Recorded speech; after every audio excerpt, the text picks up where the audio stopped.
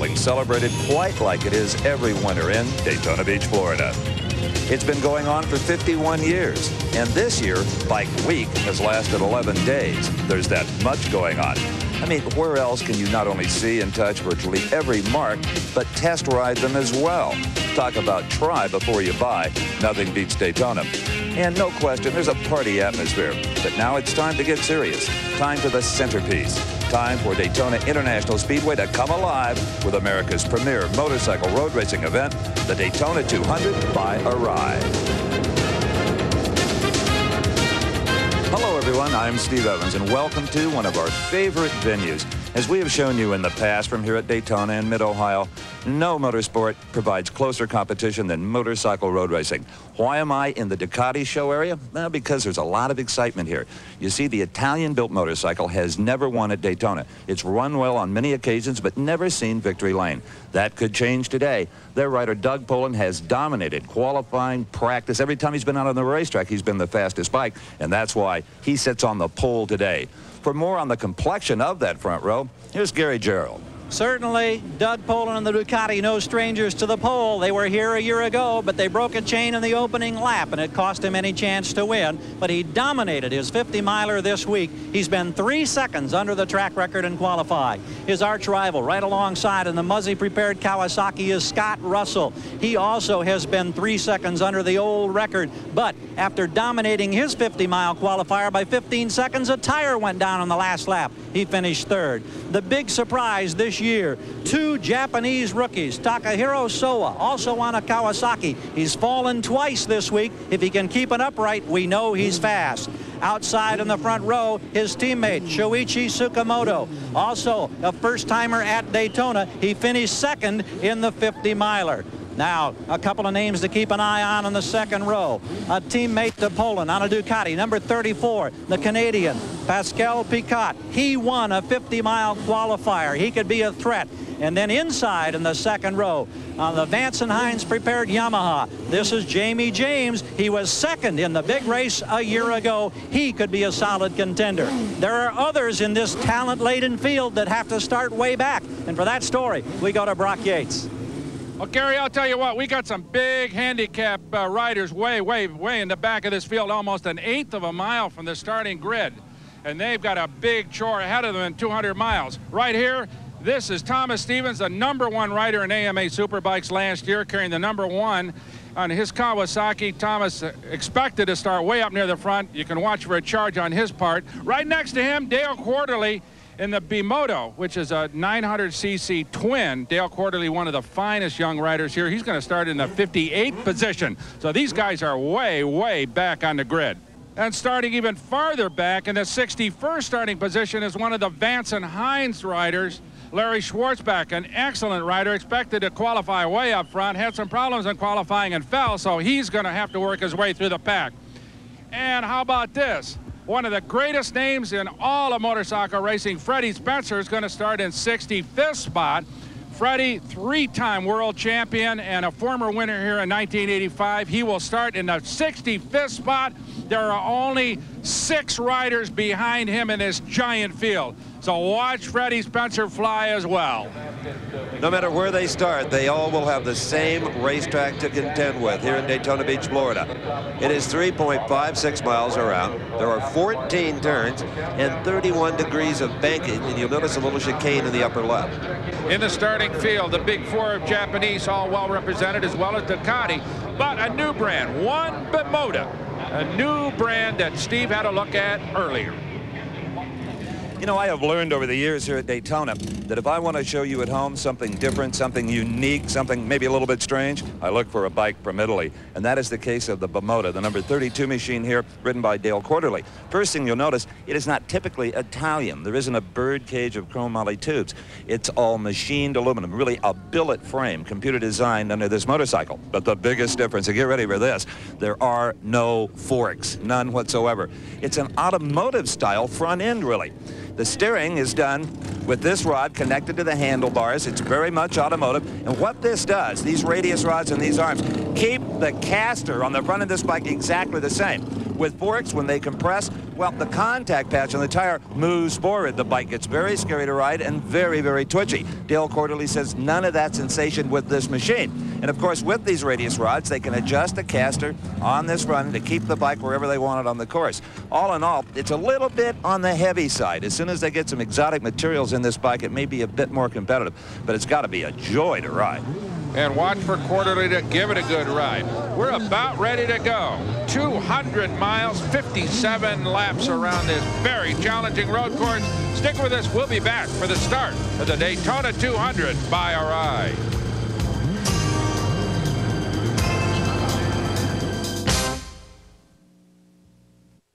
Brought to you by Dodge, a great way to rediscover American value.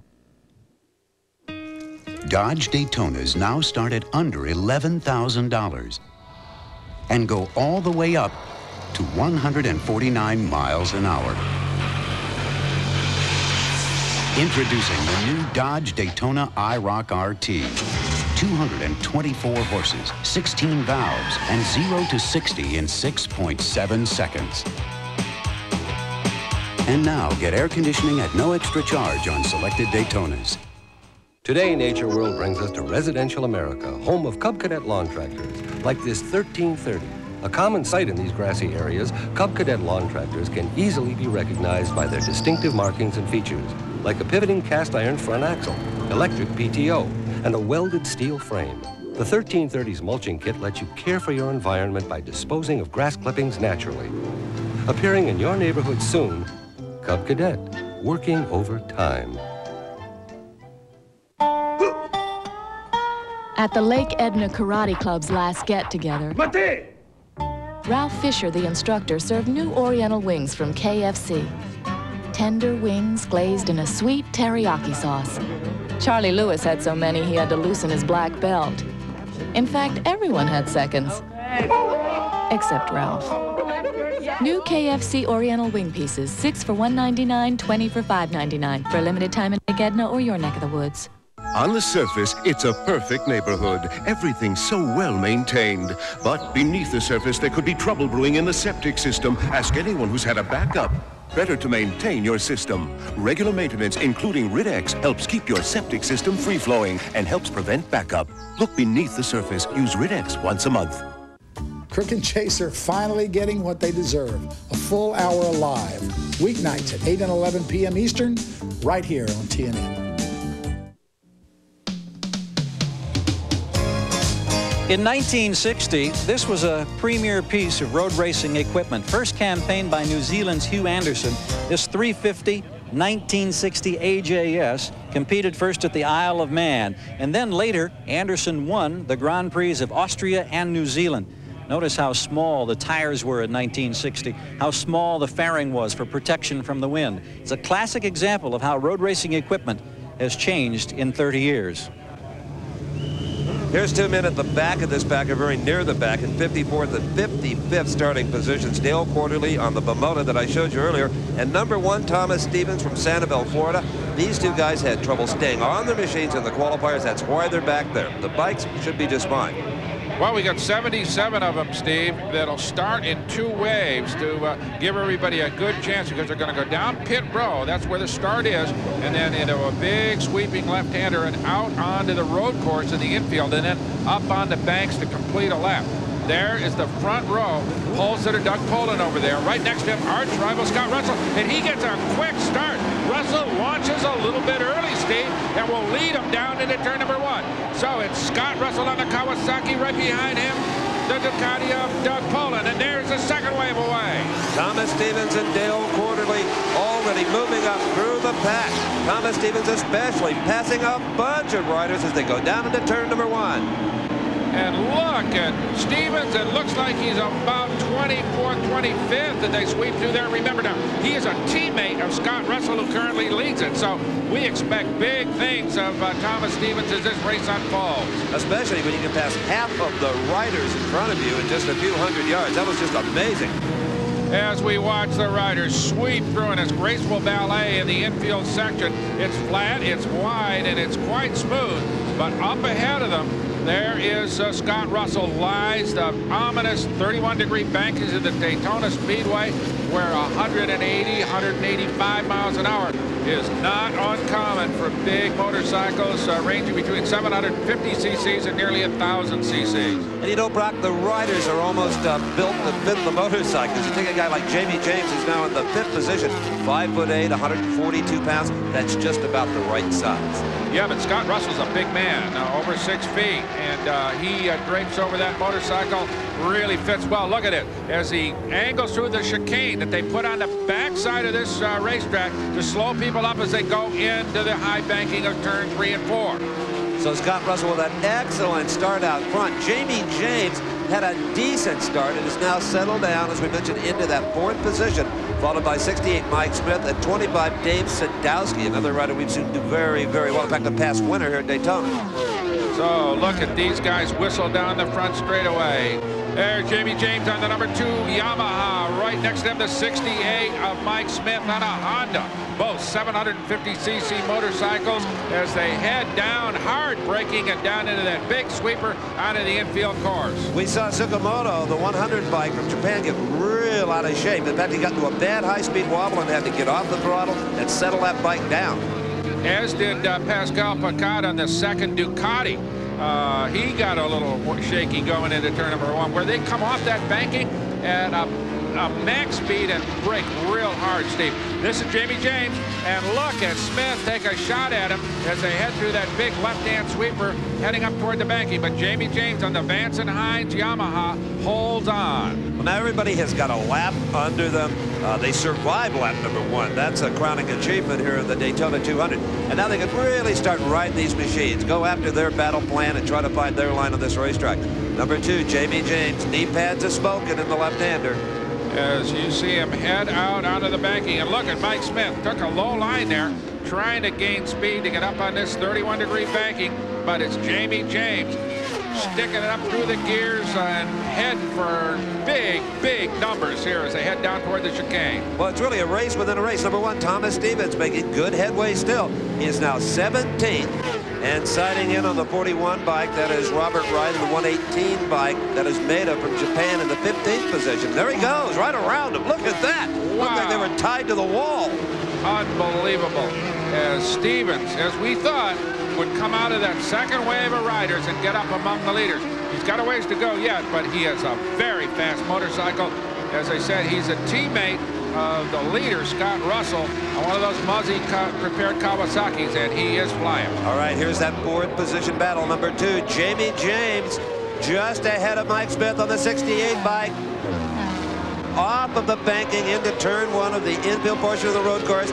Jamie James, Mike Smith, Pascal Pacat on the 34 bike, the 3rd bike in your picture right there, and sweeping through Sadowski, followed by 39 Jacques Canet Jr. and 73 Steve Crevier. Well, there's 6 up there, Brock. What a show. Great, great race. Great day for racing. The perfect temperature.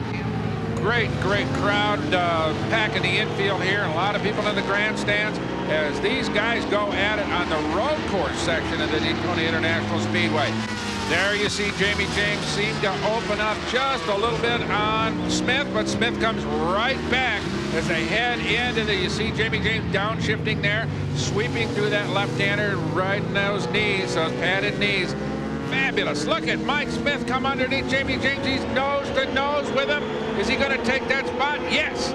Mike Smith takes it back. And what trust they have to have in each other. There's no roll bars, no Nerf bars. Your Nerf bars are your elbows. Man, I mean, this is real world-class motorcycle road racing. Well, now that Mike Smith has gotten by Jamie James, it looks as if he's able to open out a little bit as they head off turn number 2 and down the back straightaway.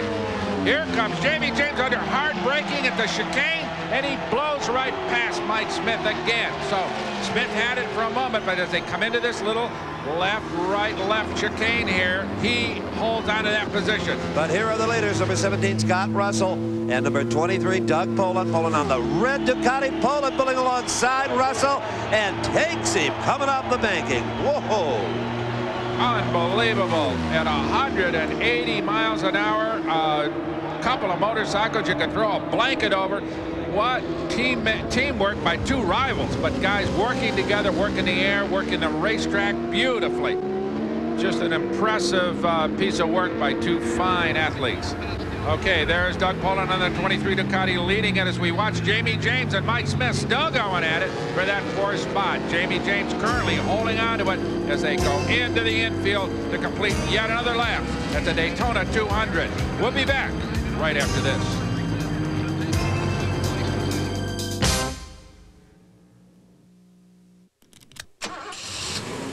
Costly engine wear occurs when you first start your car because even the best motor oils and additives are down in the oil pan. Slick 50 protects your engine at startup. It treats the engine, not the oil. Independent lab tests showed Slick 50 reduced engine wear by 50% for 50,000 miles. Since 1978, over 15 million people worldwide have used Slick 50. Starting your engine without it is a terrible thing to do. To be the best deer hunter you can be, it takes knowledge and experience. Hi folks, this is Jackie Bushman, the Buckmaster, and you'll gain both when you read all 6 issues of the Buckmaster's Whitetail magazine. Whether you're a gun or bow hunter, we'll bring you up to date on the newest innovations to hit the sport, how-to articles to advance your hunting skills, and humorous deer hunting tales by deer hunters just like you. You'll also receive your choice of a real tree or blazed orange hunting cap, a vehicle decal, a handsome embroidered patch, a sample of snow seal and sport wash, a booklet on how game animals see the ultraviolet spectrum, and 1 quality scent from Wellington Outdoors. Your total membership package retails for over $50, but is yours today for only $20.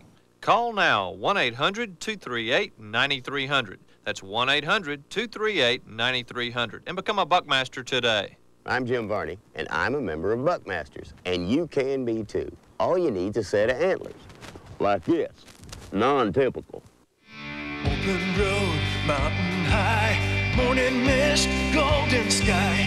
Kawasaki, it's where I wanna be. City streets, desert sun, rolling hills, forest run.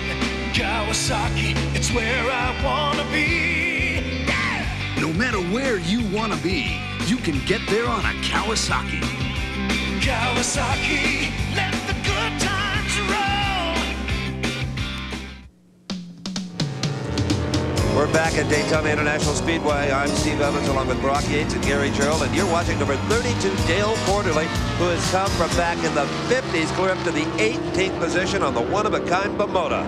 And you can hear that distinctive exhaust note out of that big twin at 32. There's Quarterly, a fine young rider, and they picked a good one to test this motorcycle. It's only a couple of weeks old, Steve. They just got it here. And Quarterly now is in the race for the 16th position. Right now, let's go to Gary Gerald with the man behind, keeping this thing together. Well, Kevin Monahan keeping a very close track on the charge by Dale Quarterly. You got to be smiling because where you had to start, it seems like an impossible task. But then Dale did this last year. Oh, yeah, he's getting kind of used to running from the back of the pack. We had some chain problems on Friday.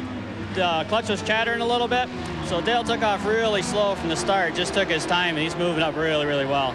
What is the strategy now to just kind of get sorted out and try to pick up a couple of positions every lap? Yeah, pretty much. We're just kind of going to run out there, do the best we can, kind of hope for a couple of caution flags, and, you know, get to the front and go from there. Okay, there is Quarterly on the 32.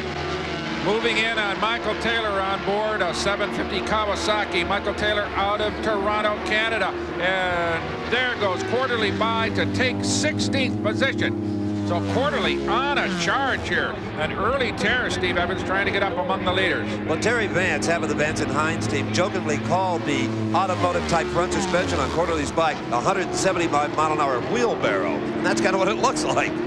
And a very sophisticated one at that as we watch 23. Doug Polen on the Ducati continue to lead Scott Russell as they put a lap rider between them, but it won't be long before Scott Russell blows on by to hold on to second place. Soa rides in third on the Kawasaki. Mike Smith, Honda 750 in fourth. Jamie James in the Yamaha. Vance and Hines in fifth. And in sixth, a man who started in the front row, Sakamoto, followed by Crevier, Picot, Gwinnett, and Gardner, Christian Gardner, number 35. That rounds out the top 10, and any one of them could win it from where I sit. Oh, no question about it. These guys are in the hunt with a long way to go here. as we watch the leader, Doug Polen, Ducati, red motorcycle. Right behind him in that beautiful lime green Kawasaki, Scott Russell, who started out quickly, launched well, had the lead for a while, but Polen, who is, as you said earlier, a pre-race favorite, ran real well in practice. The Ducati has never won this race, but that big twin with a lot of displacement is leading it right now. That's right. It doesn't have as sophisticated a camshaft and valve timing. Here's the race for the 5th position between Jamie James, Tsukamoto, Crevier, and Picot. So I say, but it makes up for it in sheer cubic inches. It's an interesting formula the AMA has made work. Right. The more cylinders, basically, the smaller displacement. But if you got a big twin, you can run over 900 cc's as Polen is handling right now. Actually 888 cc's for those Ducatis. And these bikes are ever evolving, as race cars do. And earlier, Gary Gerald had a chance to take a look at Jamie James' bike, and what do you know? It's got a race car computer. During the past year, the use of data acquisition systems or onboard computers have become a very significant part of getting the proper race day setup for all of the competitive teams here at Daytona. For the Vance and Hines team, and specifically rider Jamie James, they use this type of an onboard computer.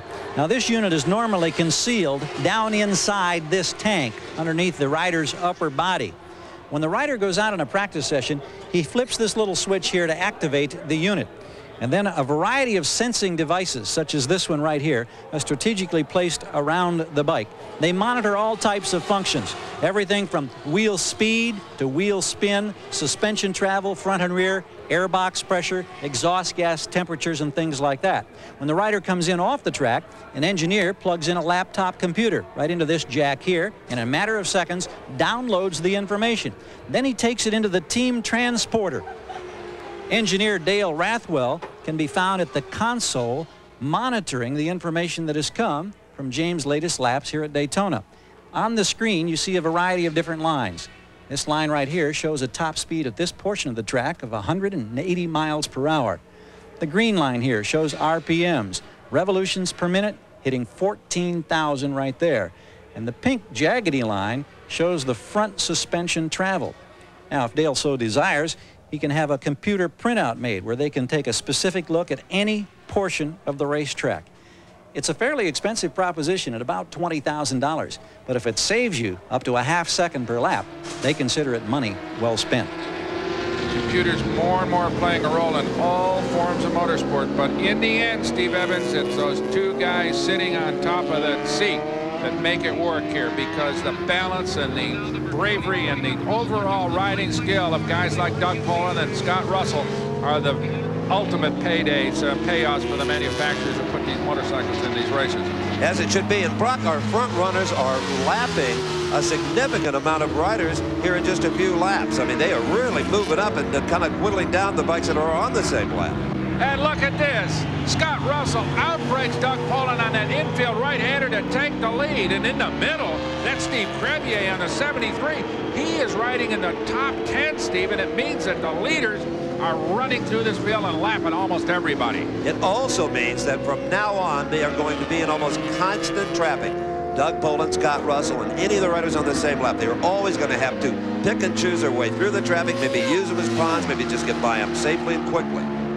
So Scott Russell on the number 17 Kawasaki charges down that back straightaway and into the chicane, your new leader here at Daytona.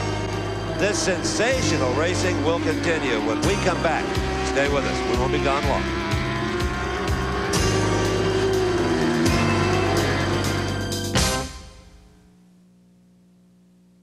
Red Devil enamel. You can always count on its durable finish. Harder than ordinary paints, its beauty lasts and lasts. Red Devil enamel for the finish of a lifetime. Shower yourself with a new sensation. New refreshing Shield. Feel the blast. The high-energy beat of Shield's unique skin-vigorating formula. Refreshment that'll turn you around. New refreshing Shield.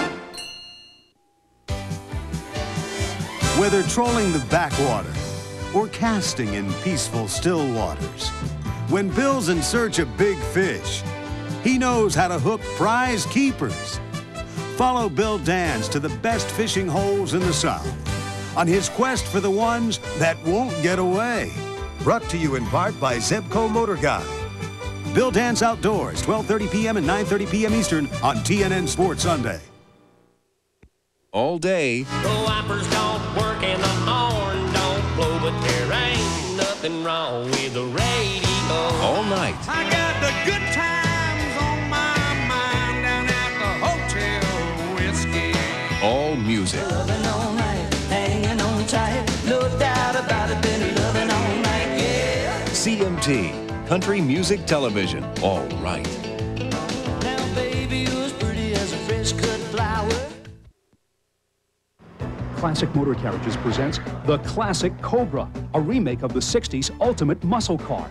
History on the track, performance on the street, the most complete, easiest to build kit on the market, an innovative one-piece body finished in your choice of high-luster gel coat colors. The Classic Cobra with the performance and muscle of the original. Call 1-800-CLASSIC for more information on the special offering of the Classic Cobra from Classic Motor Carriages. Call now, 1-800-CLASSIC.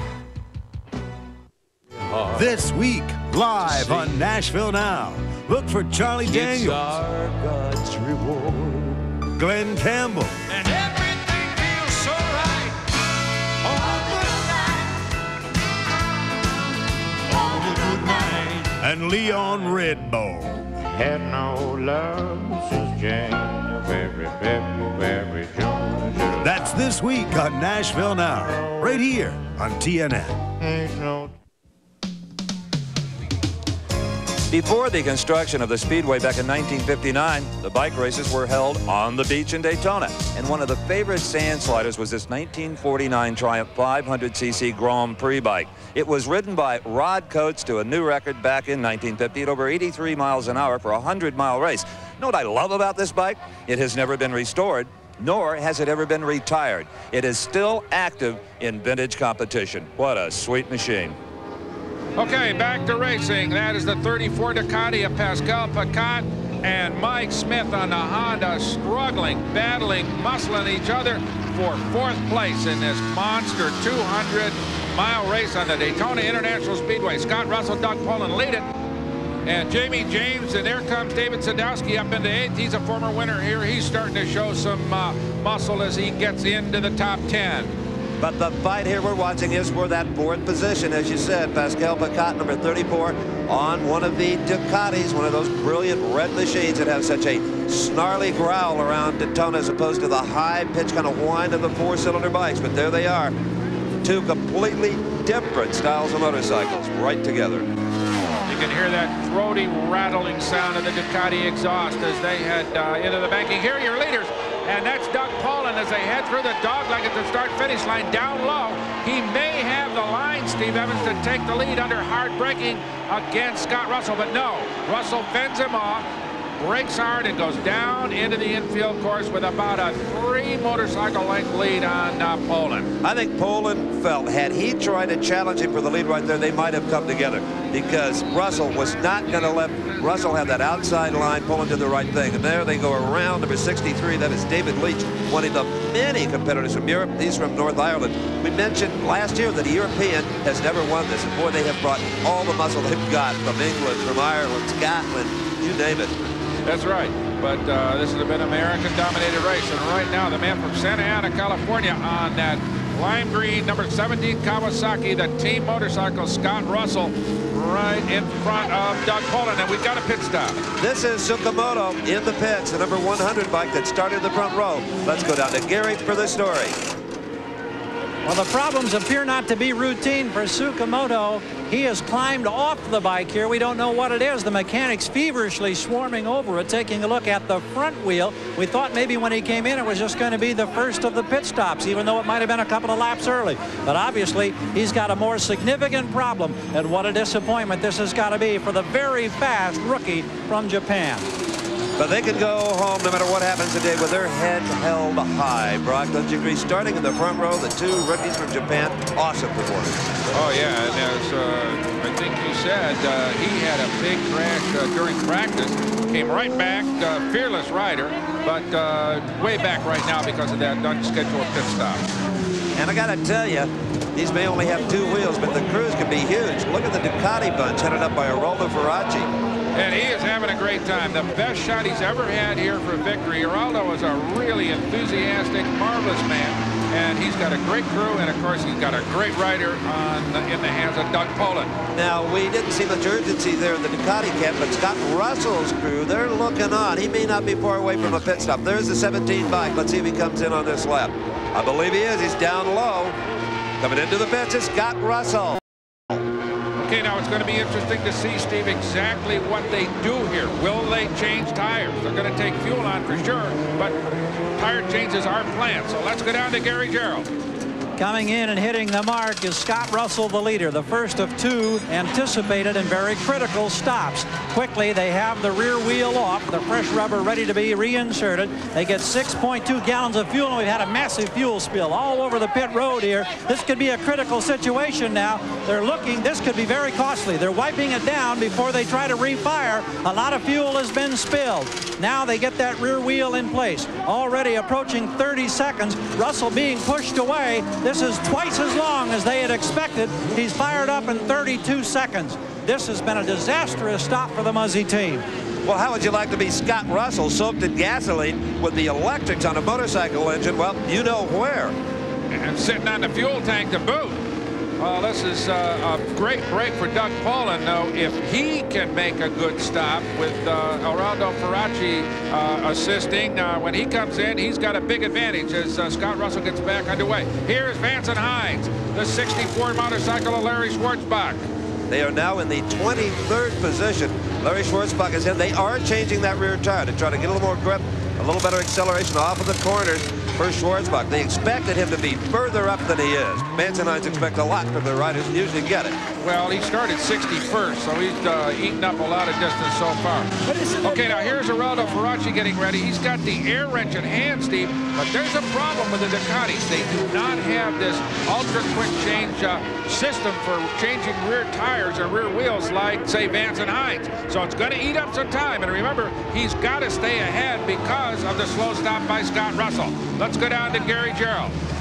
Doug Polen comes flashing in on the Ducati. Geraldo Ferracci thought they would be at a disadvantage because they have to use the conventional method to pull off the chain, pull the rear wheel back, then reinsert the fresh rubber. But because Russell had a disastrous stop at 32 seconds, this could be a huge break for Polen.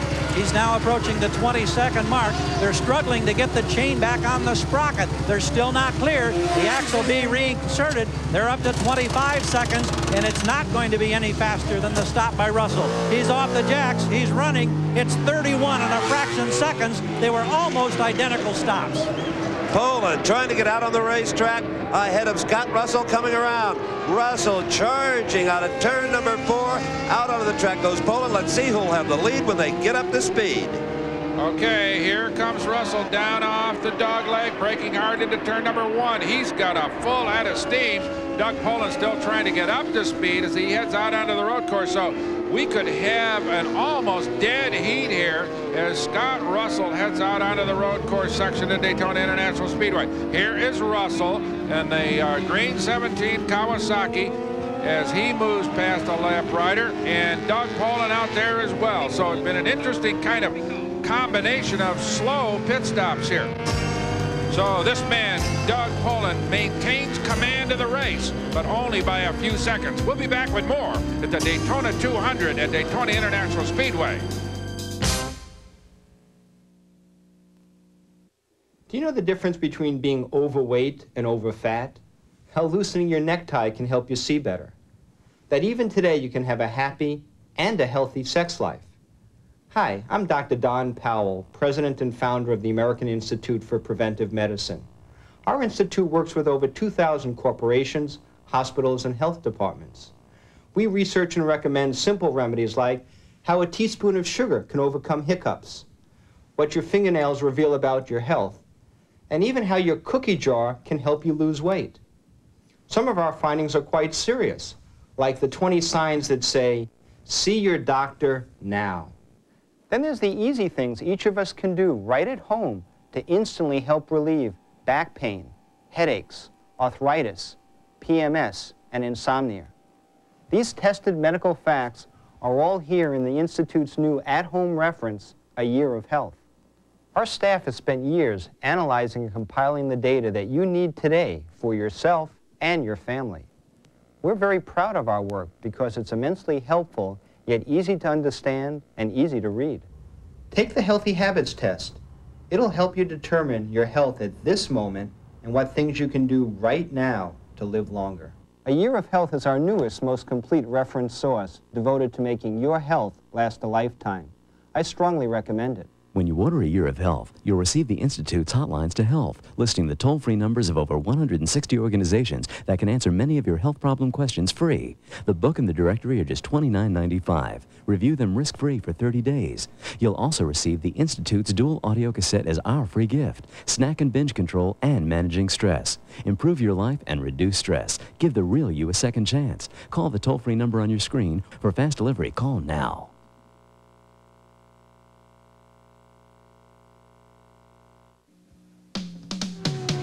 Back at Daytona, there's only 5 bikes still on the lead lap. Number 34, Pascal Picat, is the leader, but only because he has not made a pit stop. That'll be coming up soon.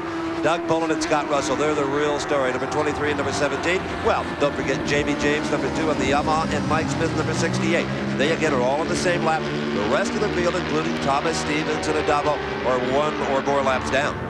So it is really shaping up to be a two-man race, although Pascal Picat, as we said earlier, on the Ducati leads it, but he is going to have to make a stop, and that will mean he will instantly and automatically give way to Polen, his teammate, and to Scott Russell. So Picat enjoying a few moments of glory here with his number up on the scoreboard, but it isn't going to mean a whole lot in the end. All right, a great tussle for that 7th position. Number 1, Thomas Stevens. Remember where he started back in 55th. Dave Sadowski also started way in the back, former champion here, and Soa from Japan. Those 3 putting on a good race. A lot of fans watching races within the races. We try to do with our cameras whenever we can. We know you appreciate that.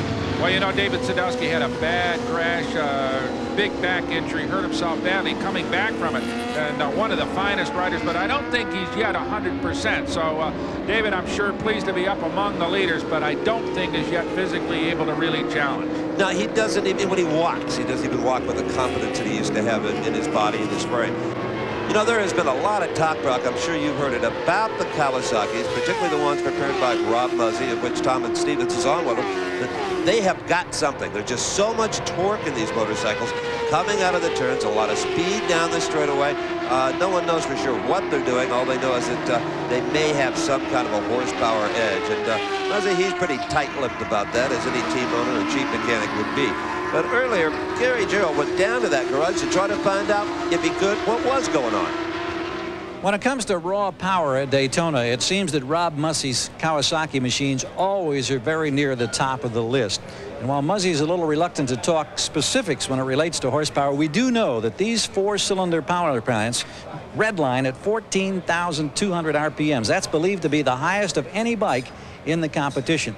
Muzzy and his crew custom make some of the interior components. We're talking about the pistons, the camshafts, the exhaust system. And while he says most of the horsepower numbers you hear at Daytona, which are normally in the 145 to 150 range, are inflated, he does say that this bike now generates an astounding 10 to 11% more power than the bikes that he campaigned so successfully just 1 year ago. Now, as for the advantage they think they have, it comes in the higher gears, and it's hard acceleration. And when you come to turns 3 and 4 on the high banks of Daytona, charging for the finish line, that could be the key to winning a close race. Well, we'll see, because right now we've got the leader, Pascal Picat, coming into the pits. There is Faraci getting ready to go, and they're going to have to work hard to get him out quickly. Remember, he's got that slow setup on his rear tire chain, Steve, so he's going to work a while to get back underway. They're being real careful with the fueling, though. You can see it's a very tight fit on the filler into the tank. They had a towel wrapped around that. Getting a little bit of refreshment is Picat. What did Gary say, 140 horsepower? That's more on 2 wheels than a Mazda Miata has on 4. That's a ride. It is a ride and a half as Pascal Picat gets back on the motorcycle, the Ducati back underway. A good quick stop, considering the fact that they did not have that really fancy rear wheel change setup. So Faraci happy. The guys are watching Pascal Picat get back underway, up through the gears. on that very powerful 888cc Ducati twin. Made in Italy, one of the great names in European motorcycle racing and competition. Not too well known here in the United States, considering the domination of the 4 elite Japanese brands. Well, that's why they're here, you know. Win on Sunday, sell on Monday. It is still very true as far as motorcycle sales are concerned. That's why so many manufacturers worldwide. Oh, Picat's in trouble. Oh, and Picat high sides off the Ducati. Oh, what a disaster. Big crash for Picat, who just made a pit stop and was just getting up to speed. He was at speed, and he took a big-time spill. He apparently is conscious, and he seems to be hopefully okay. Maybe not broken anything. What a hard hit. There's a lot of safety equipment you can't see under that suit. We'll talk more about that later, but here we see it start to unfold. What do you think happens, Brock? Well, he got loose. The rear end came out of it. That rear tire may not have been scuffed in enough, and he just went off on the high side. Fortunately, he got off on the grass fairly quickly and stayed away from the motorcycle, which is a bucking bronco over there in the grass. Now, you saw him take a hard hit on his back. On the pavement, he wears, like all of these riders, a protective thing around his back, and a plate, I guess you would call it, of armor. So that may well have aided him greatly there. I'm sure he was stunned a bit. He is still hurting, but nothing like he may be tomorrow. Well, that absolutely proves beyond any shadow of a doubt, Steve, that you cannot dirt track a Grand Prix type motorcycle. You cannot let the tail hang out. They've got to, the wheels got to stay in line, and if you don't keep them in line, you're going to get right off on the high side. There's the race for third. Mike Smith on the 68 Honda, right behind him, Jamie James on the Yamaha, the Vance and Hines team. These guys have been running side by side for the entire race. But they do benefit because of the unfortunate crash of Pascal Picat, who appears to be okay, thankfully, after a really nasty spill in the infield part of this racetrack. But as you said earlier, the most important thing in that crash was the motorcycle didn't get him. That's right. So, as the race unfolds here at Daytona, we'll be back with more of the Daytona 200 by Arai right after this. On the road again. Just can't wait to get on the road again. Nothing captures the American spirit better than country music. Americana. Introducing American Roads, a great new collection that hits you where you live. 18 wheels and a dozen roses. Smoky Mountain rain keeps on falling. The bluest skies in Texas are haunting me tonight. Lord, I ain't been home in years. Got the Highway 40 blues. Now I just don't fit in and I'll never come back again. But I'm busted here. I got Dixie on my mind. All the gold. American Roads features 40 great hits by today's top country artists. I'm Atlanta blue. I'm an American boy. You're the reason God made Oklahoma. To the little dark-haired boy who played the Tennessee flat-top box that he would play. This special collection is not sold in any store. Won't you meet me in Montana? Now I know it's a long, hard road. Don't it make you want to go home? American Roads. It'll make you feel good. Here's how to order. Have your credit card ready and call toll-free 1-800-238-9300. That's 1-800-238-9300. Or send $19.95 for 3 LPs or 3 cassettes, or $24.95 for 2 compact discs, plus $4 shipping and handling to American Roads, P.O. Box 10030, Stamford, Connecticut.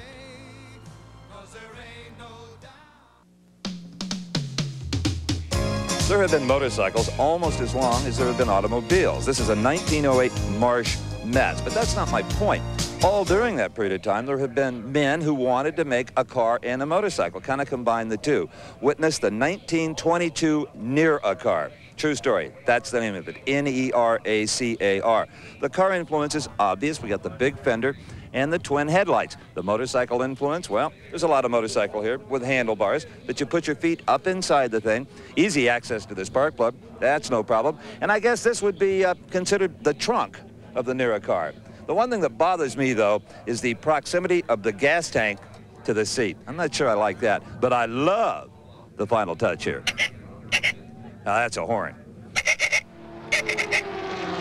Don't make too many jokes about that. I'm riding that thing home as we watch Scott Russell and Doug Polen just go at each other. What a wonderful race these guys are putting on through the chicane and up onto the high banking of turn number 3, 31 degrees. And this steep is where the guys really get after it as far as raw horsepower is concerned. Funny you should say that, just as Doug Polen uses that raw Ducati horsepower. And look at this, a nice job of getting around number 88 Mike Hart from Baton Rouge. And they got Kevin Blass there from Miami as well. Ooh, close confines there. Yeah, and they weave their way through that traffic at about 180 miles an hour, and now hard on the brakes as Scott Russell tries to get around, and he does on the high side around Doug Polen as they go down into that left-hander and turn into the infield. Terrific pass by Scott Russell. Brock, watching what we just did on the banking, you have to wonder when it comes down to the last lap, is Scott Russell, if he's in second, or even if he's in the lead, is he going to have the power to hold out Polen to the stripe? Well, it's interesting. Gary says he thinks he may have, but who's to know? You know, it's interesting. I'm sure both of these guys are riding around this racetrack saying, if only we had had a better stop, I wouldn't have to be doing this. I'd have a big lead. Scott Russell, of course, with this spilled fuel, that slowed him up. And Doug Polen, he knew he was going to have a pretty slow stop because they don't have that quick change rear end setup. But still, got to be frustrating for these guys because here they were, they got separated by a lawn. They couldn't see each other on separate pit stops. And all of a sudden, they come back out on the racetrack, and it's like running into somebody in Times Square that he hadn't seen for 20 years. Look at this. Scott Russell, Polen, Kawasaki, Ducati, just welded together. Oh, my. Isn't that beautiful? And I'll tell you what, look at the way these guys ride these motorcycles. Each one, there they are, both standing up, down through the gears, hard on the brakes into the chicane, and they just don't get more than a motorcycle length or two apart at any given point on this racetrack. And it appears, performance-wise, they're almost dead even. Oh, absolutely. If you, oh, and looking down for a second. You want to try that? You want to try looking down at your motorcycle on a 31-degree banking at, say, 175 miles an hour? Well, here's that race for third. Mike Smith and Jamie James, 68 and 2. Actually, Jamie James has that third position as they move up to try to lap yet another under the 40 bike of Don Vance from Ottawa, Canada. Mike Smith, though, he wants it back. He's look at this. Oh, this is just beautiful. The 68 bike, he does not have the line in that turn. He may have this one, though. Yes, sir. Got off on the low side and appears to have almost gotten it. Now he does. Now he flashes around the outside of Jamie James to take over that third spot. So now Mike Smith leads that duo up. They'll come up behind the number 21 bike of Steve Moorhead. Steve's going to be a good guy and move out of the way as most of them do when they're that far back, bro. Yeah, these there's not any blocking in this kind of racing. These guys are really real gentlemen, and they're friends off the racetrack, which is a really nice way to do business. Here is a race for fifth, and I'll tell you what, that number 1 motorcycle, the guy that carries number 1, Thomas Stevens, bloody well deserves it. He started in 58th position on this grid and has moved up into the 5th spot. And I'll tell you what, that is a ride and a half. Especially when you consider the guy he's racing for, Soa, started in the front row, so they were over 50 positions apart at the start. Look where they are now, nose to tail. Well, I'll tell you what, Doug Polen probably ought to be pleased that Thomas Stevens had problems in qualifying, or else he'd have had 2 of those Kawasaki's buzzing around him instead of just Scott Russell. Yeah, I don't think there's any question about that. It was not. Oh, and look at this. Problems for Dale Quarterly. The one and only Bamota is out of competition. He was running at 14th, started back in 58, so it looks like there's a future for that mark. No question. And Dale is a fine, fine rider. Real professional, and they've got a good crew. So I'm sure, as you say, they've got a lot of hope for that little motorcycle that came in here only 2 weeks old.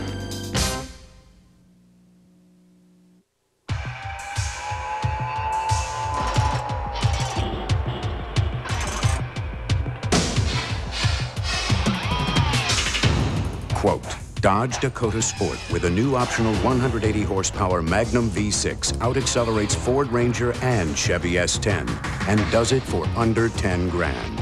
Unquote. Dodge, the most powerful line of trucks anywhere. Get up to $2,000 cash back on select trucks during the Dodge Dare to Compare Challenge. Let's take off our sneakers and get comfortable. Uh-oh, sneaker odor. Let's go to the movies. Tame ferocious sneaker odor with Sneaker Tamers from Odor Eaters. Springy insoles with activated charcoal, the world's most powerful odor destroyer. Sneaker Tamers has it. This Scholl's doesn't. Sneaker Tamers absorb sweat, destroys sneaker odor, guaranteed for the life of your sneakers. No more sneaker odor. Sneaker Tamers from Odor Eaters. Shower yourself with a new sensation. New refreshing Shield. Feel the blast. The high-energy beat of Shield's unique skin-vigorating formula. Refreshment that'll turn you around. New refreshing Shield. To pull her through a nasty lunch, regular Rolaids uses an aluminum salt. But his antacid is Tums, and Tums has calcium. Something my body needs anyway. I like that. Calcium-rich Tums.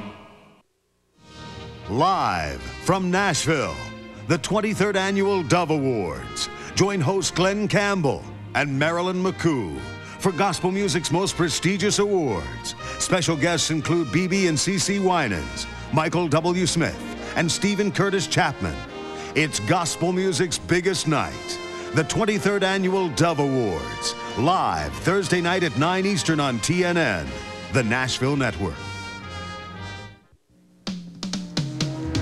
Back at Daytona, the first bike in your picture there, he's not a backer, that's Trip Nobles. The man it is, it's a 68 machine. Mike Smith, he's now in the third spot, and here you see, just coming through your picture, the kind of the purplish leathers, that is Jamie James. Okay, here are your top five. Polen, Russell, they run together all day. Smith and James, of course, run together all day. And Thomas Stevens has charged from way in the back to get into the fifth spot. Soa in sixth, Sadowski and Freddie Spencer up into 10th. Those two guys have won here before. They're a lap down right now, but don't forget, Freddie Spencer started in 65th position. He's now in 10th. All right, here is 68 Mike Smith, the yellow leathers on the inside, trailing that knee as he laps number 33, Paul Schwimmer from South Daytona, Florida. Good news, he didn't have to come very far. Mike Smith passing so fast, he almost blew his helmet off, and there comes Jamie James. Now, one man very interested in Jamie James' progress is Terry Vance, half owner of the Vance & Hines racing team.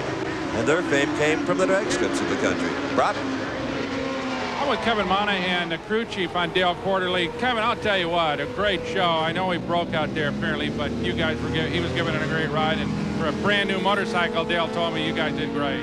Yeah, it was running good while it was running. We had a little bit of problem with the tire. We were going to change it this time and go the distance with a fresh one. Everything looked pretty good. It sounded good, ran good. Who knows? It's so advanced, you don't know what's wrong with it yet. Sorry. Okay, thank you. And what a wonderful contrast. Racing for ninth, Tsukamoto from Japan, the rookie who qualified in the front row, and just behind him, number 19, Freddie Spencer, one of the greatest riders to ever throw a leg over a machine. No question. Three-time world champion, former winner here. A man who has had a little bit of a glitch in his career and is on his way back now, and in a big way. A great guy as well. And a man who has represented motorcycle racing both here and in Europe for a number of years in absolutely first-class fashion. A really special guy, and it's great to see him. He had a big problem in qualifying, as we said, started way in the back, but now he is starting to make his move and presumably can work his way up in, possibly into the top 5 before this thing's over. You know, it's hard to forget that crash that Pascal Pacat had and all the safety equipment that helped to save him. Earlier, Steve looked at an important component. Be it 65 miles an hour on the interstate or buffeting around Daytona at 170, the fit of your helmet is absolutely critical, which is why so many racers will stop by the Arai facility here in the garage area at Daytona and meet with Bruce Porter and his technicians. How's my head, Bruce? Well, you'd make my life real easy, Steve. I think we put you in one right out of the box. All right, now here's a helmet the racers have dropped off. What are you going to do to it? Well, this is Freddie Spencer's helmet. He's had one of his technicians drop it by. We're going to install a fresh face shield and a couple of tear-offs for his next practice session. What is the difference between a proper fit for Daytona here and riding down the highway? Well, we go for a little bit more firm of a fit here. Obviously, we're dealing with some pretty extreme speeds, some high banking, a lot of centrifugal force, and we definitely want to stay away from any movement in the helmet. Is there a mistake a lot of people make when they pick a helmet for recreational purposes? Absolutely. The consumer, in a great many cases, will walk in and pick up a helmet off of the shelf and generally pick up a bit of a large size, goes on very easily, feels very comfortable in that loose fit. 9 times out of 10, we find if he'll just try a size or 2 down, get it in the most firm configuration possible, he's end up being much more comfortable. It's kind of like shoes. If they're a little tight at first, they'll feel better once they're broken in? Absolutely. There's a break-in factor to the helmet, takes on the personal shape of an individual's head. Well, there is the man who is wearing the very helmet that Steve was talking about, Freddie Spencer, on the 19 Honda, as he continues to battle with Tsukamoto for the 9th position here. And here is the 17 of Scott Russell moving up behind these guys to put a lap on them. Scott Russell, of course, right behind Doug Polen and sitting in 2nd spot. There's the 23 Ducati of Doug Polen, your current leader. That guttural kind of rumble of that twin Ducati engine, very distinctive against that high-speed, high RPM shriek of the Kawasaki. But you know, Brock, going up on the bank, Polen's bike did not look as stable as it has, and Veracci looking on, maybe hearing something on the radio that tells him that's the truth. Now let's remember the first pit stop, it was Russell in first with his problem. Then he was followed almost immediately by Polen. Be interesting to see if that same choreography continues. It's possible. You know, Araldo Veracci was wearing a headset that is connected to spotters in the scoring stand in the backside of the racetrack here. They have not yet miniaturized radios quite enough, Steve, so they carry headsets like, of course, race drivers in cars do. But here comes Scott Russell in for pit stop number 2. Driving down toward the muzzy pits. Let's hope they do not spill fuel this time. Let's go down to Gary Gerald. Once again, Scott Russell comes in. They're hoping that this time it'll be a much smoother, a much quicker stop. They had a problem with the fueling unit when the duct stayed open and they had a massive fuel spill on the first stop. They lose fuel again. It's all over both sides of the pit wall. Now the engine has been shut off. It's the 2nd time it has happened. There is fuel everywhere. Now they push the bike away, waiting as they approach the 25-second mark. It catches fire, meaning that the engine fires. No fire in the pits. A 25-second stop. Boy, it's been a tough day for the Muzzy crew here in the pits. Well, and a scary day for those in the pits as well, not just Scott Russell with all of that gasoline around. And Brock, apparently it's like a check valve that is supposed to slam shut when they pull it out of the tank is not doing that. That's right, Steve. I'm sure that it's a real frustration for Scott Russell because they make very smooth stops. And notice they made that rear tire change without a problem. There is 68 Mike Smith, who is closing up on Scott Russell. Of course, Russell just getting up to speed, but Mike Smith is in a position to pass him and theoretically to take over that 2nd position. But, of course, Smith has not yet stopped. So now the story will be, when does Polen stop? Now he is stopping, coming right in exactly the same timing they used before. Apparently, Veracci says, whenever he pits, we pit. Let's go to Gary. Doug Polen rolls into position for what should be his final servicing of the day. What a comeback. 2 years ago, he missed this race because of a severe foot injury. Last year, he won the World Superbike Championship. He shattered the track record this year by more than 3 seconds, pushed the average qualifying speed to over 116 miles per hour. And now he's trying to win for the first time in this 200-mile competition at Daytona. A good, smooth stop, and he's away. It is a beautiful stop as Doug Polen goes out on this over 3-mile circuit to try to hide from his closest pursuer, Scott Russell. As far as Russell is concerned, he can run, but he can't hide. Stay with us. We'll be back to Daytona. Tremendous competition.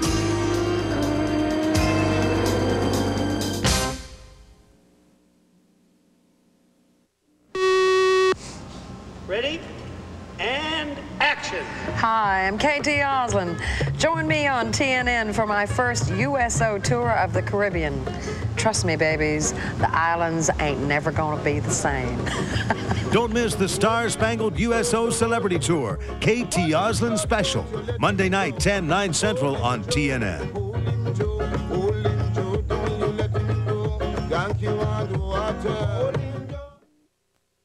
Homeowners, if you're tired of yard waste cleanup chores and the disposal problems caused by closing landfills, get ready to take down this important toll-free number for exciting news on a revolutionary yard cleanup machine, the new Troy-built Chipper Vac. All free in this big full-color catalog. Inside, you'll discover how the breakthrough Troy-built Chipper Vac recycles all your yard debris as you walk, ending yard waste disposal problems forever. The powerful yard vac handles leaves and twigs easily, while this auto-feeding chipper takes care of branches and limbs up to 3.5 inches thick, right on the spot. Plus, the Troy-built Chipper Vac reduces and bags your yard debris automatically, giving you mountains of free landscape mulch and compost. To get all the important news on the revolutionary Troy-built Chipper Vac, call toll-free today. For complete details on the revolutionary Troy-built Chipper Vac, including your free full-color catalog, call toll-free 1-800-544-1625. That's 1-800-544-1625. Call today. In 1964, if you happened to be riding this beautiful 500cc BMW, you were truly riding in the lap of luxury. Amazingly, this beautiful piece of equipment cost only $1,200 to $1,400, which in that day would also put you behind the wheel of a very fine automotive sedan. Today, the owner of this machine would say it's priceless. Well, some Japanese enthusiasts would say that twin-cylinder motorcycles are obsolete, a thing of the past, but don't tell Doug Polen about it because he's leading with a twin from Italy, the Ducati. And right behind him, sure enough, his old nemesis, Scott Russell. Those two guys, after their pit stop, theoretically the last of two that they would make here at Daytona, Steve Evans, and they're still stuck together. They are indeed. All the names you're looking at here are a lap down, but still on the same lap should Polen or Russell Boulder is 68 Mike Smith and Jamie James and Thomas Stevens. This thing's a long way from over and a long way from being a two-rider shootout. It sure is, as there are your leaders, Polen and Russell, weaving their way through the backside, the infield course, and heading out onto the big, fast part of this speedway, the old traditional banking where the stock cars run over 200 miles an hour. But these guys, not quite that quick, but boy, are they competitive. And now, let's go to Gary Gerald in the pits with the owner of number 17, Rob Muzzy. After the problems you had on both of those pit stops, are you surprised that you're still in a position here now where you can win this thing? Yeah, I'm really surprised. Those were two real bad pit stops. Any particular strategy? Would you rather be in front, behind to set up these final laps? I think that Scott will make that decision himself, but I would think he's probably going to go a while longer without trying to get away. All right, we'll watch with you. Well, Brock, we were talking about this earlier. I would think Scott Russell, from what we've seen on the banking, the speed of the Ducati would want to be in front towards the very end. I don't know. I think drafting will work on these motorcycles, even though they're relatively small and, of course, very aerodynamic and nowhere near the kind of frontal area air turbulence that a stock car creates, but I've heard that drafting will work. So we'll see whether or not Scott Russell hangs in there or does try to pass him. I would think maybe with a few laps left that he might, if he's got the power, he'd probably much rather just blow by Polen and say goodbye, but I don't think he's got that kind of power because Doug is just really running well, although now Scott Russell ran underneath him as he did before. That was where he passed him earlier in the race. So it seems as though Scott Russell may have a little better handling on that Kawasaki in the infield course on the twisty parts, but Doug's certainly hanging right with him and will no doubt challenge after they get out onto the high banking. Yeah, and that blue and white bike they just passed, to tell you how fast they're running, he's no slouch. David Sadowski in the 25 bike in 6th. That's how easy they went around him. Yeah, and this is an awesome display by these two. These guys are literally in a class by themselves. Nobody else even in the same class of performance. Where right now on the banking, that's turn 2 on the super speedway. Scott Russell holds about a 4 or 5 length lead on Doug Polen, but it could change at any moment. There goes Polen challenging under hard braking as they head down into the chicane on the back part. Polen on the inside, can he do it? No. Scott Russell, a quick left, right, left through that chicane to slow the motorcycles down as they go into turn number 3. And now let's go down to Gary Gerald, who's in the Faraci pits where they're watching Doug Polen's progress. Well, anxiously watching on the pit wall, Geraldo Faraci. He, of course, calls the shots for Doug Polen. You remember the disappointment of a year ago when they thought they had a great chance to win, and it was dashed on the very first lap. Today, it's a whole nother story, and something to keep in mind. Remember, this is a 2-cylinder power plant, and because of that, they get a weight break. They're about 55 pounds lighter than Russell's Kawasaki machine. Will that be a factor coming down in these final laps? Thus far, they're playing it very close to the vest. It's been terrific side-by-side racing. We're looking for a great showdown to the finish. Well, the factor weight-wise would be rider endurance, I would say, Brock. If Russell's bike's a little heavier, it's got to be a little harder to stay on for this amount of time. You saw a little wheelie there in the part of Polen. He's plenty aggressive. He is. Scott's a bigger man, too. They're both pretty big guys. You usually find motorcycle riders, you sort of think they're almost jockey size. But both Scott and Doug are big, rangy guys. But you wouldn't know it the way they heave these motorcycles around this twisty infield section here at Daytona. Well, when you're good and tall, though, you're a better air brake. When you have to sit up straight on the motorcycle, you can block more wind. All right, and they're having to lap number 19, Freddie Spencer. Freddie was having a pretty good run considering his starting position, but he's having trouble with that motorcycle. He's going real slow. He is not running as quickly as he was, no question about that. So Freddie falling back after a great charge toward the front.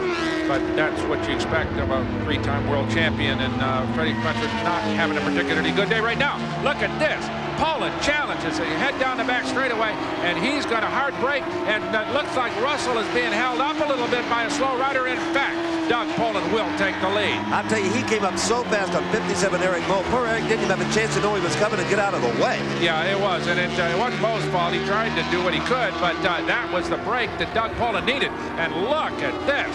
A big lead, maybe the biggest lead of the day for Doug Polen. You can be sure that he says, I want to put all kinds of distance on that 17 because we're heading into the final laps here at Daytona.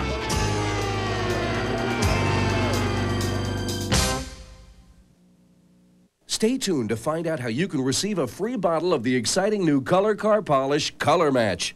Are you still polishing your car with old-fashioned waxes and polishes, rubbing, buffing, and waxing, only to highlight those nasty nicks and scratches? Well, now you can throw them all away. Introducing Color Match, the acrylic sealant that actually matches your car's original color. Now you can use Color Match to cover all those minor nicks and scratches with a protective shine that lasts for 1 full year guaranteed. Watch how it works. First, we'll damage this car's paint. Ouch, that's damage. Now watch as we apply the Color Match system. Look how easily it goes on. Now watch how these nicks and scratches disappear. Now you see them, now you don't. Even dull, faded finishes are brought back to the car's original color with an acrylic finish. Color Match even restores and protects your car's finish from the damaging rays of the sun and punishing effects of Mother Nature without leaving those ugly swirl marks. Color Match really works. And it's so easy to use. With Color Match, you'll have the right color with results that last 1 full year guaranteed. Even after 50 times through the car wash, it won't wash off. And don't worry, Color Match is not a paint. It's a high-tech dye and an acrylic polish blended to match your car's color. Experts agree, Color Match makes everything else obsolete. The Color Match system is yours for only $19.95. Order now and you'll receive a second bottle in the color of your choice absolutely free. And that's not all. We'll also throw in Glass Shield Window Protectant, our amazing Duragloss Vinyl Leather and Tire Restorer, and Fog Shield, the Fog Eliminator. An extra bonus value of over $20 yours free when you order the complete Color Match car care system for only $19.95. Here's how to order. Call 1-800-858-8181 or send check or money order for $19.95 plus $4.95 shipping and handling to Color Match, 300 McCann Street, Nashville, Tennessee. Or call 1-800-858-8181. Open road, mountain high, morning mist, golden sky. Kawasaki, it's where I wanna be. City streets, desert sun, rolling hills, forest run. Kawasaki, it's where I wanna be. Yeah! No matter where you wanna be, you can get there on a Kawasaki. Kawasaki, let the good times roll. We're back at Daytona for the final laps of the Daytona 200 by a rye. And sadly, we tell Freddie Spencer fans that even though he started 65th, ran as high as 9th, they can't keep the chain on the sprocket. And those are the two weak links in these motorcycles, chains and sprockets. No question about it. They haven't been able to work that out almost since the day they invented them back in the late 19th century. Chains and sprockets, the Achilles heel on all motorcycles. And Doug Polen has now lost a little bit of ground to Scott Russell. Russell lost a lot of ground in that pass, but now he's moved right up behind once more, behind the leader, Doug Polen. With 3 laps to go, we're going to find out a lot of things about the motorcycles, their tires, their brakes possibly, and who wants to win this the worst, Scott Russell or Doug Polen? Because as you know, passing under braking is the favorite way, especially for Russell, to get it done. And there's another member of the lap traffic brigade. He's going to try to get up high and let these guys go. He knows they're there. Polen, the 23 bike, the Ducati. Russell on the green Kawasaki. Right now, let's go to Brocco down to the pits with Geraldo Ferracci. Well, Geraldo getting tense now, but can you do it? He's riding great race. I tell you, I know Doug, and I know he's looking good now. I tell you, then it's pretty hard, other than if we have some problem on the back. Otherwise, he's looking pretty good. I know him. I know what's going on. And I'm pretty sure that if we don't break the bike, he's going to be okay. You gave him a great motorcycle, Geraldo.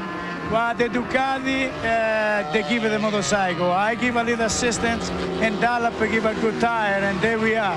Well, good luck. Thank you very much. An overly modest man. He's brought a lot to this party. As you can see, his motorcycle is leading the red machine with Polen. But here comes Scott Russell showing power. Maybe he hasn't displayed all day. He may have been holding a little bit back, Brock. As they come down the front straightaway, it'll be Polen, but not by more than a half a motorcycle length, as apparently Scott Russell tested him to see how much he had. I wonder, we've only got a couple of laps left. I wonder, Steve, is Scott Russell beginning to set him up for a last lap pass? I don't know. It may just be that he was trying to get by him and couldn't make it work. Well, Muzzy, he's timing every lap more for something to do, I think, than anything else. There's no more pit stops. There's not much you can do. It's up to Scott Russell and Doug Polen to decide this race. Neither of the marks they're participating with have ever won here before, so that'll be a first for Kawasaki or Ducati. It sure will, as Ducati leads Kawasaki right now in the very capable hands of Doug Polen. Right behind him, the equally capable hands of Scott Russell in that lime green number 17 Kawasaki. Big displacement advantage for the Ducati, but RPM and possibly high torque capabilities on the top end for the Kawasaki. So could be a very, very interesting shootout. In fact, it's going to be. There's no question about it. Unless somebody breaks or somebody falls off, this race is going to go down to the last inch. Well, unlike some races when we wondered, does one guy have more tire than the other, or more fuel, or this or that? They pitted within a lap of each other and both got identically the same service. You just couldn't ask for a more balanced set of conditions and circumstances. No question. A perfect competition between two absolute champions. You sort of really would hate to see either one of them lose. Almost wish it would be a dead heat, but that's kind of like, as they say, kissing your sister. So you wouldn't.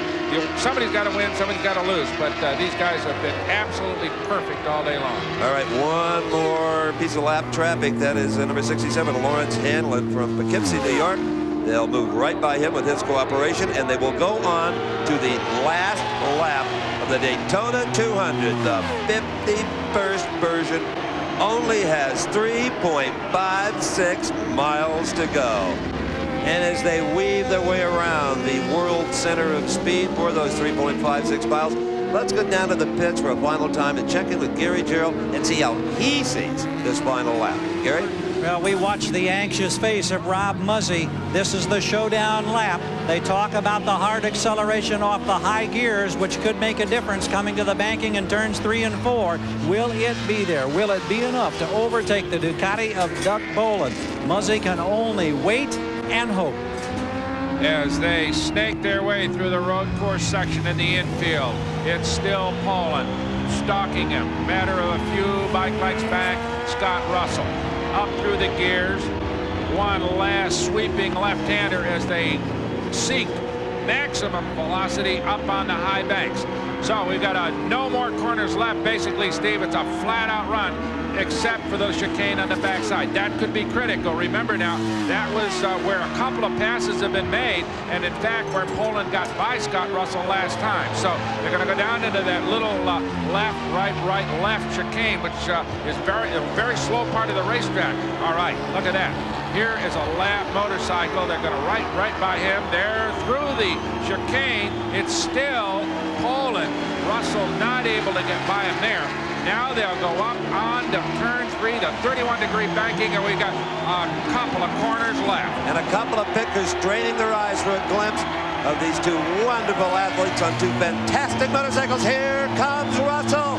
He positions himself perfectly for a slipstream off of Polen. It is Russell on the inside. Russell using all of the racetrack to block Polen, and he wins it. Russell has won the 1992 Daytona 200 by a ride. The first time ever for a Kawasaki. The Muzzy Pits have gone berserk. Terrific pass in a few yards. There's a little handshake, as usual, between these two real sportsmen as Scott Russell stands on the pegs and high-fives it all the way around the racetrack. What a sensational finish.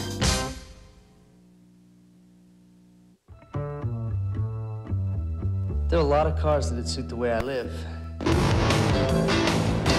I just can't think of too many I can afford. There is this one. It's got a V6. It's pretty quick, looks sharp, and winter's a problem. Now there's a Dodge Shadow convertible with a V6. You can even get one with a roof for under 10 grand. A roof could be good. Costly engine wear occurs when you first start your car because even the best motor oils and additives are down in the oil pan. Slick 50 protects your engine at startup. It treats the engine, not the oil. Independent lab tests showed Slick 50 reduced engine wear by 50% for 50,000 miles. Since 1978, over 15 million people worldwide have used Slick 50. Starting your engine without it is a terrible thing to do. From a boy to a man. You're making more money than the president. Here's to you, fellas. Let's have a hell of a season. There was only one. You're out! He ain't human, he's an animal. He's a god. John Goodman. Are you Santa Claus? Well, no, kiddo. I'm Babe Ruth. The Babe. Rated PG. Sneak preview Saturday night. On the surface, it's a perfect neighborhood. Everything's so well maintained. But beneath the surface, there could be trouble brewing in the septic system. Ask anyone who's had a backup. Better to maintain your system. Regular maintenance, including Rid-X, helps keep your septic system free-flowing and helps prevent backup. Look beneath the surface. Use Rid-X once a month. Stand by for Be a Star. See tomorrow's superstars today on Be a Star. Weeknights at 7:30 Eastern on TNN. Live from Nashville, the 23rd Annual Dove Awards. Join host Glenn Campbell and Marilyn McCoo for gospel music's most prestigious awards. Special guests include B.B. and CeCe Winans, Michael W. Smith, and Stephen Curtis Chapman. It's gospel music's biggest night, the 23rd Annual Dove Awards. Live Thursday night at 9 Eastern on TNN, the Nashville Network. Welcome back to Daytona. The crowd has gone berserk. We've gone a little bit wacko. And Scott Russell, well, he's out of control. After one of the most brilliant last lap passes we have ever seen by a driver or a rider, 2 wheels or more, he deserves his very own personal checkered flag, and nobody is going to get it away from him. The first time Kawasaki has ever won the Daytona 200. This will probably sell some motorcycles for him. Well, as you can see, Scott Russell has won it. No mistaking that. Doug Polen, well, as Brock said earlier, wish it could have been a dead heat. Sorry, Doug. Mike Smith, David Sadowski, Steve Crevier. They round out the top 5 all on the same lap. Sakamoto, Adamo, Stevens, Schwartzbach, and Zampetz. That's the top 10. We have just got to see the Scott Russell pass one more time, and here it is. He ran up on him perfectly timed. Slingshots him right here, has the line on the inside, and immediately moves in front of Polen, making it impossible for him to repass. So Scott Russell is your winner, and Doug Polen a valiant second place. Doug right now is with Brock Yates. Doug, was there any place on the racetrack where you had an advantage and where he had an advantage? Oh, I wouldn't say really. I mean, they're pretty equal, it looked like. But it looked like when he wanted to, he could gas it up, you know, in a draft and get by me pretty easy. And I could do the same, you know, but just a matter of who was there in the end and who was in what position. And I tried to get him to go in front of me, but he wouldn't. It happens so many times on this racetrack. The man in front is in a dangerous position on that last lap. That's the thing. And you try to get them to go by if you can, but if they don't, there's nothing you can do about it. Well, it was a fantastic exhibition of riding, and congratulations. We're only sorry one of you guys had to lose. That's the way it goes. Thanks a lot. Yes, sir. Great show. Gary? Well, you wonder at this point how much is left as the helmet comes off for Scott Russell. He's expended virtually every bit of energy, but he's ready to savor a winning moment at Daytona. It doesn't become much more exciting than what we've just seen. Congratulations on a terrific ride. Thank you very much. I can't thank the crew enough for the good job that they did, and Kawasaki for giving me the chance to be on the best bike out here. This Kawasaki performed so good the whole race long. It's just unbelievable how well it worked.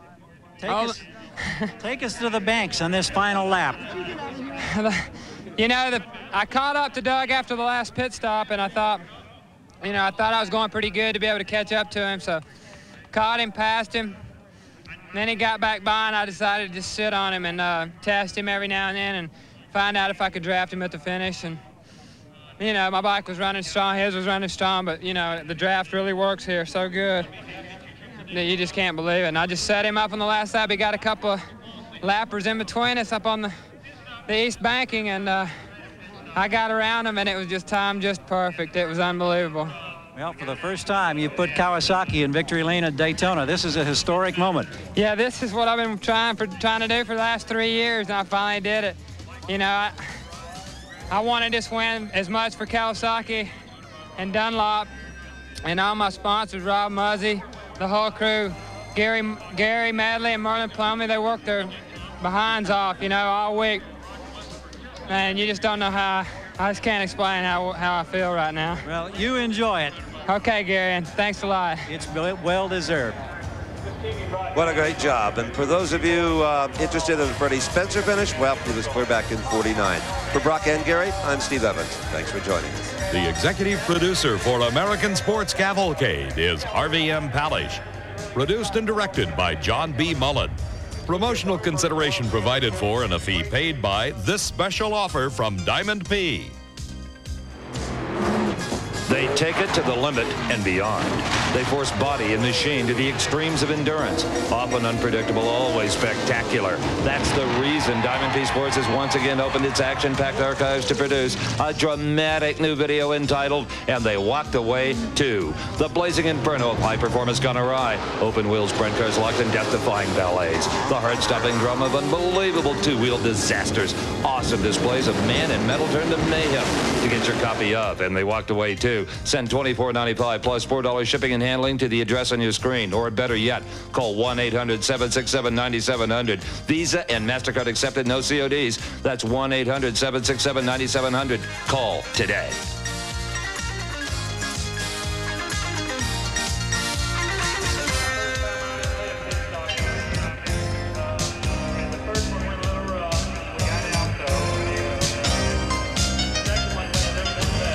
The American Sports Cavalcade is a presentation of Diamond P Sports.